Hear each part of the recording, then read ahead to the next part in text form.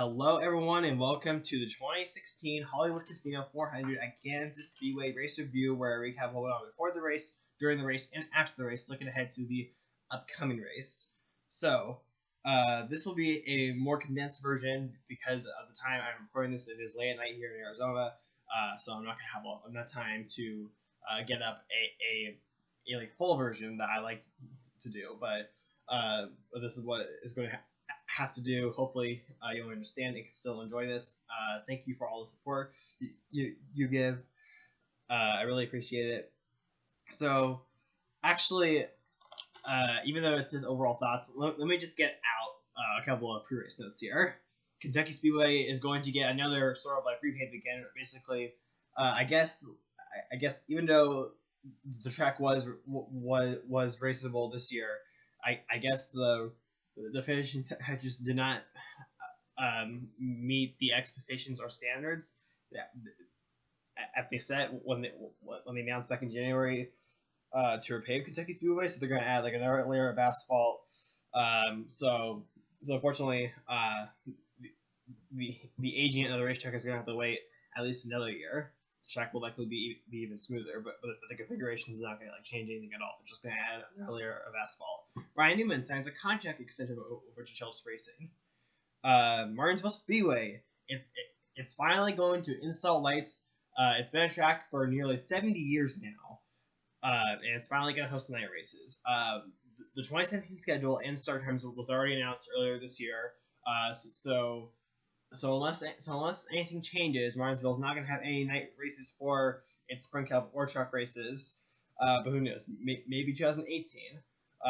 We'll see a night race. I'm not particularly in favor of night races at Martinsville, but I guess it wouldn't be the worst thing in the world. And who knows? It could help Martinsville Speedway. 2017 rules package finally announced. I would have thought that it would have been announced back in like June or July, and I think actually NASCAR wanted to release it at that date, but I guess it's how waited. Basically, to sum it all up, further reduction in downforce, so the racing will likely be even better next year than it has been throughout many races this year. There will be fewer sets of tires, most likely to cut down cost. Also, the drivers will start the race on the same set of tires that they used in qualifying. Also, some safety changes will be implemented into the car, so that's good. So now that I got that out of the way, let's get my thoughts on what I thought on this race. To me, this one ranges somewhere between like okay and good race. It was certainly an eventful race. It had a total of 8 cautions, and actually one thing that I actually looked up was, since Kansas was repaved 4 years ago, the fewest amount of cautions we've ever had in a Sprint Cup race at Kansas, 6 back in May this year. And the restarts, just like we've seen before at Kansas, they have been pretty hairy. I'm waiting for one of these days where we have like a huge restart crash, because certainly there were a couple times where we came close to that, in my opinion. In the first half of the race, that half was mostly dominated by Matt Kenseth. He led a total of like 116 laps. And throughout most of the time, he looked to be untouchable. But then the second half of the race, his car was just not that good. But the thing is, once Matt Kenseth got passed by Kevin Harvick on the racetrack, he just kind of like faded into irrelevancy. He finished 9th, which is not like a terrible finish at all, but to see him be so dominant and then just fall out of the picture very quickly, it was a little strange. In the second half of the race, that's where the intensity obviously picked up. The second half of the race was dominated by a couple different drivers. Kevin Harvick and Carl Edwards did most of the dominating. Combined, they led a total of 135 laps out of the 267, based off of the results sheet that I'm using on racereference.info. Chase Elliott looked to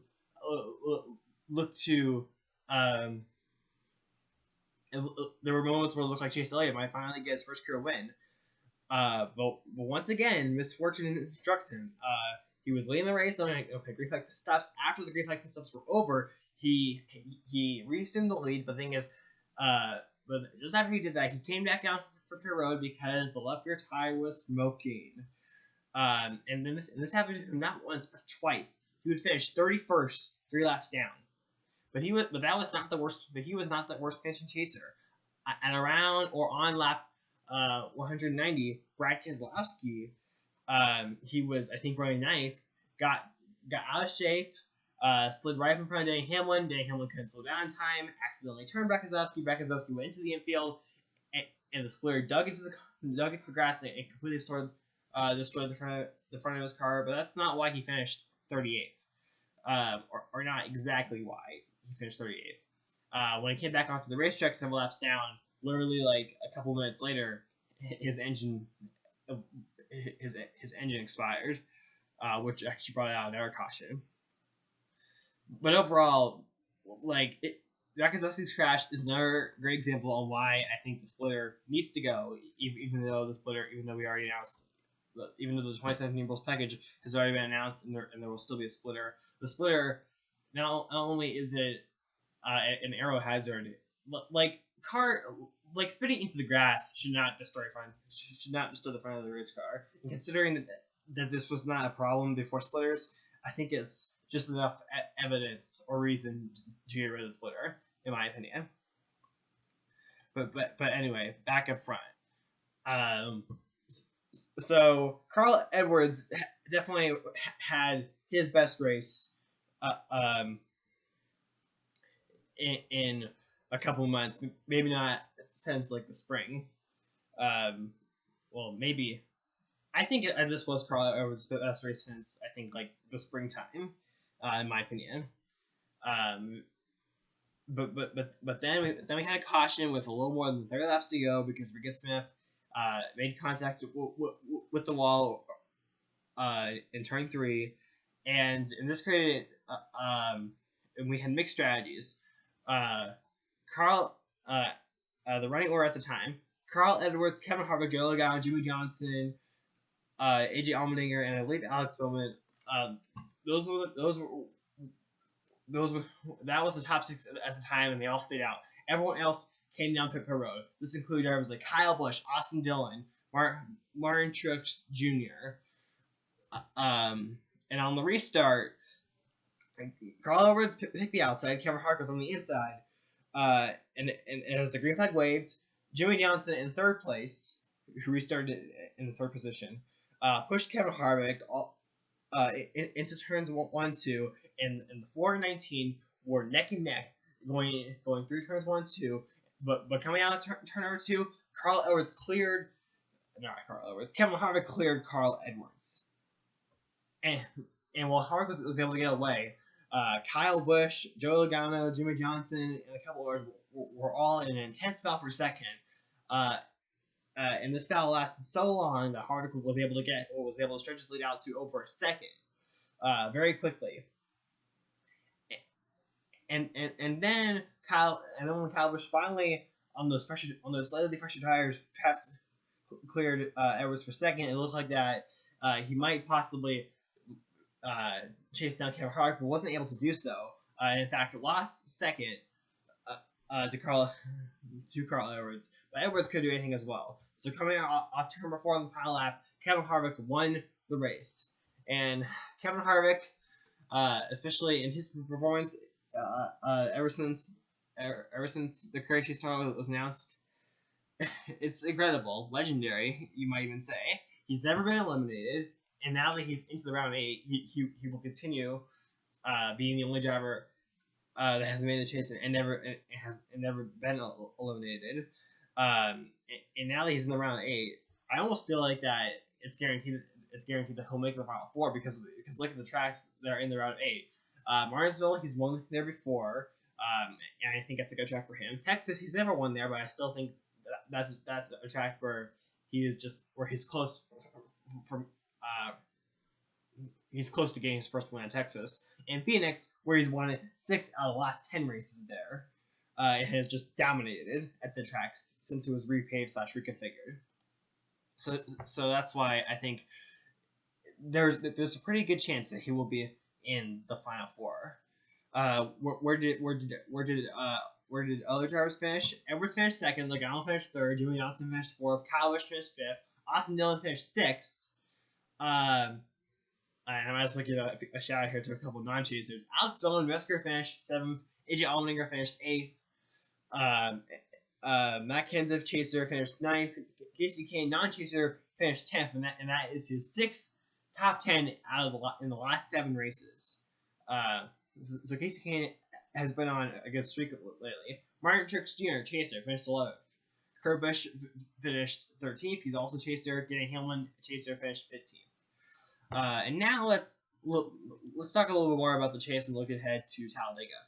Let's talk about the chase picture and what these drivers have to do heading to Talladega. So Talladega, sometimes called NASCAR's most unpredictable racetrack because of the element of plate racing. Or pretty much, it's almost impossible to control your own destiny, and pretty much anybody can win. Because you typically have 20 to 30 cars all bunched up together in one pack, it's so easily to enter this race with like a 30-point lead, and just simply by hanging in the back of the field, you are below the cutoff line, and that's why no one on points is safe. The only drivers that are safe are Jimmy Johnson and Cameron Harvick, who have already advanced themselves into the next round by winning. So even though 29 points, might seem like comfortable, it is not comfortable. We've actually seen how in the previous 2 years of the current chase format, the driver with the highest points, but didn't win, but didn't already advance into the next round, actually fall out of the chase picture. Kyle Busch had like a 20-point lead heading into Talladega 2 years ago, fell out of the chase. Danny Hamlin, it was more like a 13-point lead. He fell out of the chase. So pretty much no one's safe. But the only driver, in my opinion, that is pretty much in a must-win situation is Chase Elliott. 25 points. I mean, Chase Elliott could get a really good finish, and maybe some many drivers get involved into the big one and crash out in DNF. But pretty much Chase Elliott is going to need a win. And for pretty much everyone else, they're just going to need to be able to figure out how to stay out of trouble, or just get lucky, for the most part. And if you look at the drivers that are in serious danger, Joe Logano tied with Austin Dillon, and at the bottom of the screen you can see how like ties are broken up. So that's why Joe Logano's in over Austin Dillon, because he has that one win this year. Austin Dillon has 0 wins. Logano, Austin Dillon, Danny Hamlin, Rakazowski, and Chase Elliott are all in serious danger. And those are some good, talented drivers. Joe Logano, Rakazowski both have had good seasons this year. Danny Hamlin, he's also had a pretty good year as well. And maybe you might even want to put like Martin Truex Jr. As someone who could very well be in serious danger as well. And drivers like Martin Truex Jr., Joe Logano, and Rakazowski were drivers that I'm sure many had in their final four. So Talladega will be interesting to say the least. The chase picture. Talladega is the one track where, as in the elimination race, you're not going to know who made the chase until everyone crosses the start finish line. That's how I think. That's how unpredictable and dramatic Talladega is, and I think the race is either going to be chaotic, like we saw in May, or it could actually be pretty tame. Hopefully, though, it's just not controversial, and it has an unsatisfying ending like we saw last year. Anyway, thank you all for watching. Be sure to rate, comment, subscribe, and bye.